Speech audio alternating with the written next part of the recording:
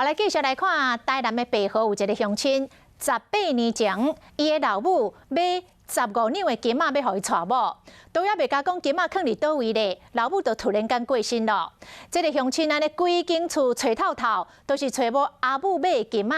一直到最近，清理厝内的老家具，清洁队员目睭金发现一个黄金阿嬷，才互这个失踪18年、15两重、价达100多万的金仔重见天日。项链3条，手链3条。规岛顶摆着金手指、金破链，还佫有月环，摆出来这金仔总共有15两，过2钱，即马价值是几百万，但是竟然是对粪扫场内面救倒转来。 放在家里面，他埋在我们，他就是怕被偷了。金仔的主人就是这位张姓，伫18当前要娶某的时阵，老母替伊发落这个金仔，但是老母雄过身，金仔囥伫什么所在嘛拢无交代。一直到最近要清厝内底一寡老家具的时阵，所有清洁人员来找出来。大型家具放一边嘛，这样剪掉的时候，奇怪，这个怎么重重的啦？他就打开来看，哎，这好像都是金子哦。失主他可能也想说他东西不见了，然后想说赶快